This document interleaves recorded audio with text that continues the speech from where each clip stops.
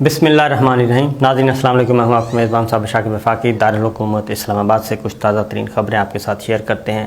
کیونکہ اس وقت جو ملک میں ایک ویو چلی ہوئی ہے، لہر چلی ہوئی ہے، اور عوامی انقلاب، نرم انقلاب کی جو نوید ہے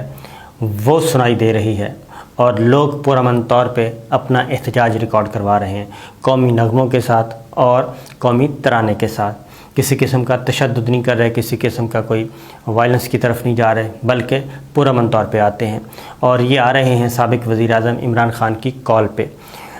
اس ساری صورتحال کو دیکھتے ہوئے جبکہ دوسری جانب وفاقی کابینہ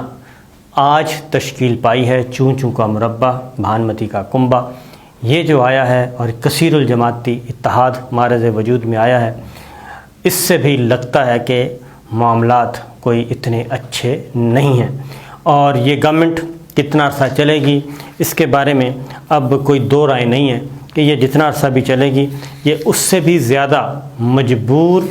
گورنمنٹ ہوگی جتنی عمران خان صاحب کی تھی۔ عمران خان صاحب اپنے اتحادیوں کے ہاتھوں اور اپنے فارورڈ بلاک کے ہاتھوں مجبور ہو گئے تھے، اور ان کی ساری گورننس جو تھی گڈ گورننس کے بجائے، اسٹیبلٹی کے بجائے، لیجسلیشن کے بجائے، وہ انہی معاملات میں الجھ کر رہ گئے تھے۔ بہرحال چیزیں جو ہیں وہ اچھائی کی طرف، اچھی خبریں آنا شروع ہوئی ہیں، اور اس وقت سوچا یہی جا رہا ہے کہ اس سارے قضیے کا حل نئے الیکشن ہی ہیں، لیکن نئے الیکشن کروانے کے لیے بھی 3-4 ماہ کا عرصہ درکار ہوتا ہے، اور اس میں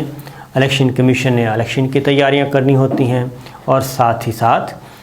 جو بنیادی مقصد ہے اپوزیشن جو اس وقت حکمراں اتحاد ہے وہ کچھ کام کرنا چاہ رہی ہے، اس لیجسلیشن کے بغیر نہیں جانا چاہ رہی عام انتخابات کی طرف، اور مولانا فضل الرحمان صاحب، MQM، پیپلز پارٹی، مسلم لیگ نواز کے اندر سے اب آوازیں اٹھنا شروع ہو گئی ہیں کہ فریش الیکشن کی طرف جایا جائے، اس طرف جانا ہے ہم نے، اور الیکشن کو نہیں روکنا۔ تو یہ باتیں ہونا شروع ہو گئی ہیں۔ دوسرے طرف ہمارے پاس بھی اطلاعات ہیں، جیسے army chief general Qamar Javed Bajwa نے ریٹائرڈ فوجی افسران سے خطاب کرتے ہوئے کہا تھا کہ ساری صورتحال کا جو ہے رزلٹ اس سے نکلنے کا وہ عام انتخابات ہیں، اور پولیٹیکل پلیئرز کو اب عام انتخابات کی طرف بڑھنا چاہیے۔ اس کے بارے میں کچھ چیزیں میں آپ سے شیئر کروں گا کہ کیا ہو رہا ہے اس بارے میں۔ حتمی طور پہ نئے انتخابات کب ہو سکتے ہیں، کیسے ہوں گے، اور اس میں جیتنا کس نے ہے۔ اب آ جائیں ذرا، ایک سروے ہے، اور سروے کروایا ہے، اور اسی سیٹ اپ میں ہوا ہے جب یہ عمران خان صاحب جا چکے تھے۔ اس سروے میں 82% پاکستانیوں نے کیا مطالبہ کیا ہے؟ 82%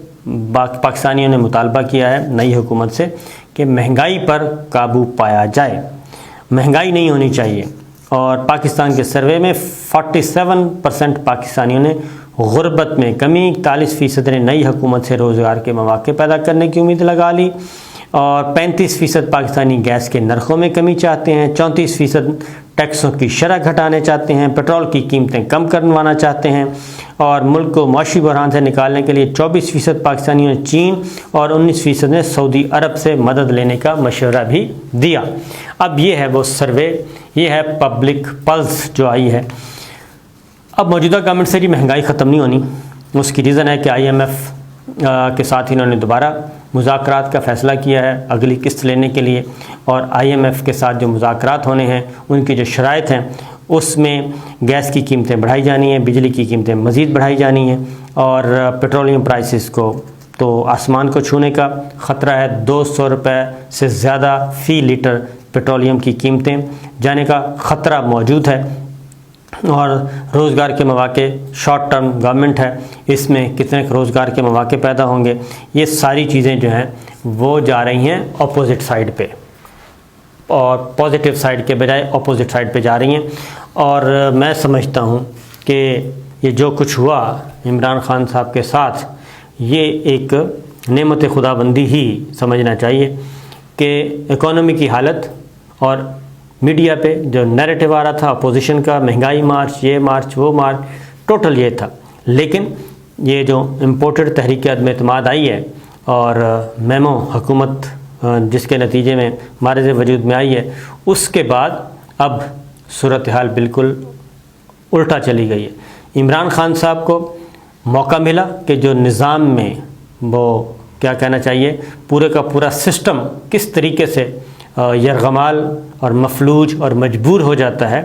اور پورا سسٹم کنٹرول ہوتا ہے راتوں رات، اور راتوں رات سب کچھ بدل جاتا ہے، وہ ساری چیزیں ایکسپوز ہوئیں۔ اور ایکسپوز ہونے کا فائدہ یہ ہوا کہ لوگوں نے عمران خان صاحب کی بات کو درست مانا، اور خاص طور پہ جو خفیہ مراسلہ تھا اس پہ، اور ایبسلیوٹلی ناٹ پہ، اور بہت ساری چیزوں پہ۔ تو یہ ساری صورتحال کا فائدہ انڈائریکٹلی عمران خان صاحب کو پہنچا، اور اب مزید پہنچے گا جب یہ ساری ڈیمانڈز پوری کی جائیں گی IMF کی، اور مہنگائی بڑھے گی، اور اس سے خوف زدہ ہے مسلم لیگ نواز بھی، اور خاص طور پہ مسلم لیگ نواز، کیونکہ پیپلز پارٹی تو ڈرائیونگ سیٹ پہ نہیں بیٹھی، اور وہ بڑے مطمئن ہیں کہ وزیر اعظم شہباز شریف ہیں، ہم کابینہ میں شامل ہیں، اور جو سارا ملبہ آئے گا وہ شہباز شریف حکومت پہ آئے گا، فیس ان کا ہوگا، وزیر خزانہ ان کا ہے، بجٹ انہوں نے دینا ہے، لہذا وہ انجوائے کریں گے۔ تو بہرحال یہ چیز ہے۔ دوسری جانب ایک اور معاملہ، اور وہ ہے چیف الیکشن کمشنر کے خلاف ریفرنس لانے کا فیصلہ کیا ہے وزیر اعظم سابق عمران خان صاحب، پاکستان تحریک انصاف کی گورنمنٹ نے، اور انہوں نے کہا ہے کہ ریفرنس لایا جائے گا، اور آئندہ الیکشن میں کسی الیکٹیبل کو ٹکٹ بھی نہیں دیں گے۔ یہ بات انہوں نے خاص طور پہ کہی ہے، اور اتحادیوں کو ٹکٹ دے کر سبق سیکھا کہ اتحادی نہیں ہونے چاہیے، پچھلے انتخابات میں ٹکٹوں پر توجہ نہیں دی، اس بار ٹکٹس خود دیکھ کر دوں گا، عمران خان صاحب کہہ رہے ہیں۔ اور میرے خلاف وہ کہتے ہیں اس وقت سازش ہوئی جب چیزیں ٹھیک ہو رہی تھیں، میری اس مافیا سے لڑائی جو قیمتیں اوپر لے جا رہی تھیں ان سے تھیں، چینی مافیا کا ذکر کیا، آٹا مافیا کا ذکر کیا، باقیوں کا ذکر کیا، اور انہوں نے یہ بھی کہا کہ 24 ارب روپے کی تفتیش کرنے والوں کو تبدیل کیا گیا۔ یہ ساری باتیں کرتے ہوئے انہوں نے پھر یہ کہا کہ جو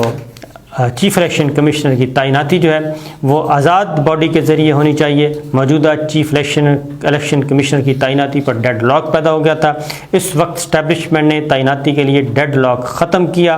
اور سابق وزیر اعظم نے یہ بھی انکشاف کیا کہ چیف الیکشن کمشنر سکندر سلطان راجہ کا نام اسٹیبلشمنٹ نے دیا، اسٹیبلشمنٹ 3 تجاویز لے کر آئیں، الیکشن والی تجاویز سے اتفاق کیا، یہ پرانی بات کر رہے ہیں۔ تو یہ ساری باتیں انہوں نے کہیں، اور ایک بار پھر انہوں نے کہا کہ ہمارے لیے مضبوط فوج بہت ضروری ہے، اور روس دورے سے قبل جنرل باجوہ کو فون کر کے رائے لی تھی، جنرل باجوہ سے پوچھا کہ کیا اس صورتحال میں بھی دورہ کرنا چاہیے جبکہ روس اور یوکرین کی فوجیں حرکت میں آ چکی ہیں، تو جنرل باجوہ نے رائے دی کہ وہ دورہ ضرور کرنا چاہیے۔ چیئرمین PTI نے چیف الیکشن کمشنر کے خلاف ریفرنس لانے کا اعلان کرتے ہوئے واضح کیا کہ PTI نے کوئی فارن فنڈنگ نہیں کی اور انتخابات ہو کر رہیں گے۔ یہ ہے وہ چیز جو کہ عمران خان صاحب نے کی ہے۔ پھر توشہ خانہ کے بارے میں انہوں نے یہ بات کی کہ توشہ خانہ چیزیں 50% قیمت ادا کر کے خریدیں، توشہ خانہ کی چیزوں کی قیمت 15 سے بڑھا کر 50% کی، کہ میں آپ کو بتا دوں کہ ماضی میں توشہ خانہ سے جو چیز لی جاتی تھی وہ 15% پہ لی جاتی تھی، یعنی 100 روپے کی چیز آپ 15 روپے میں لے سکتے تھے۔ وہ ایک قانون ہے، کیونکہ تحفہ ملتا ہے باہر سے، تو تحفہ جس کو ملتا ہے اس کو یہ آپشن دیا جاتا تھا۔ اس میں وزیر بھی ہو سکتے ہیں، وزیر اعظم بھی ہو سکتے ہیں، صدر مملکت بھی ہو سکتے ہیں، اور باقی بھی دیگر جو ڈیلیگیشن میں شامل ہوتے ہیں۔ تو عمران خان صاحب کی حکومت نے اس کو 15 سے بڑھا کر 50% کر دیا تھا، اس لیے وہ کہتے ہیں کہ نہ میں نے کرپشن کی، اور یہ سکینڈل جو ہے یہ صرف دباؤ میں لانے کے لیے اس کو سکینڈل بنایا جا رہا ہے، سکینڈل یہ بنے گا نہیں، اور نہ ہی اس سازش کو ہم تسلیم کریں گے، اور نہ ہی پبلک تسلیم کرے گی۔ یہ بات درست ہے کہ اس طرح کی چھوٹی جو چیزیں ہیں وہ کو فائدہ نہیں دیں گی، بجائے اس کے کہ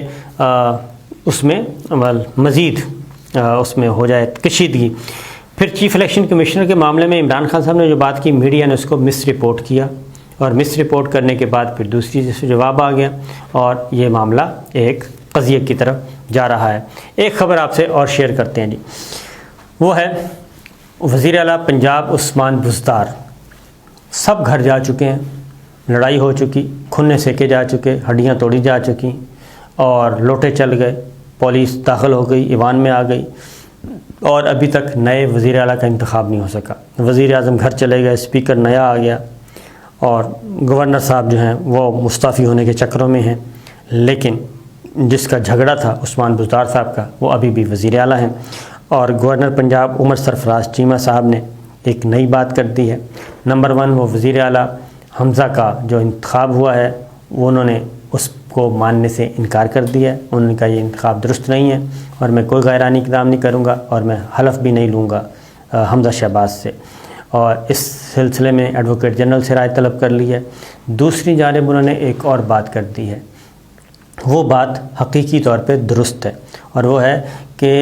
جو عثمان بزدار صاحب کا استعفیٰ ہے وہ ان کے اپنے ہاتھ کا لکھا ہوا نہیں ہے، نمبر 1۔ نمبر 2، وہ استعفیٰ انہوں نے وزیر اعظم پاکستان کو مخاطب کیا ہے، ایڈریس کیا ہے وزیر اعظم پاکستان کو۔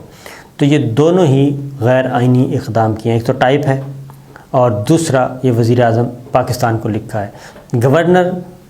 جو وزیر اعلیٰ ہے وہ اپنا استعفیٰ گورنر کو بھیجتا ہے، اور وزیر اعظم اپنے ہاتھ سے لکھا ہوا استعفیٰ پریزیڈنٹ آف پاکستان کو بھیجتا ہے، اور رکن قومی اسمبلی اپنے ہاتھ سے لکھا ہوا استعفیٰ اسپیکر کو بھیجتے ہیں۔ تو یہ ساری جو چیزیں ہیں یہ آئین کے اندر درج ہیں، لہٰذا عثمان بزدار صاحب کا جب یہ استعفیٰ آیا تھا اور چودھری سرور صاحب نے منظور کیا تھا، تو اس وقت مسلم لیگ نواز اپوزیشن نے کہا تھا کہ یہ غیر آئینی ہے، عثمان بزدار صاحب وزیر اعلیٰ پنجاب کا استعفیٰ غیر آئینی آیا ہے، ان کے ہاتھ کا لکھا ہوا نہیں ہے، اور وزیر اعظم کو مخاطب کیا گیا ہے، لہٰذا اس کو ریجیکٹ کیا جائے، یہ استعفیٰ ہے ہی نہیں۔ اب عمر سرفراز چیمہ گورنر پنجاب نے یہ کام کیا ہے کہ انہوں نے اس کو ری ایڈریس کر لیا ہے ایشو کو، اور انہوں نے کہا ہے کہ میں نے رائے مانگ لی ہے آئینی ماہرین سے اور لیگل ڈپارٹمنٹ سے کہ مجھے بتایا جائے کہ یہ استعفیٰ غیر قانونی ہے، آئین کے مطابق نہیں ہے، تو اس کو کیوں نہ واپس بھیجا جائے۔ اور اگر یہ ہو جاتا ہے تو عثمان بزدار صاحب اپنی پرانی پوزیشن پہ بحال ہو جائیں گے، ان کی کابینہ بحال ہو جائے گی، اور یہ درمیان میں جو کچھ الیکشن دھندا چلا ہے وہ بھی ختم ہو جائے گا، اور چودھری پرویز راج صاحب بھی واپس اپنی سیٹ پہ چلے جائیں گے۔ تو یہ ایک بڑا دلچسپ قانونی جنگ، آئینی جنگ شروع ہو چکی ہے پنجاب میں، اور یہ شروع کی ہے عمر سرفراز اور ان کے لیگل ایکسپرٹس نے۔ تو یہ تھی جی اب تک کی خبریں، اجازت دیجیے، اللہ حافظ۔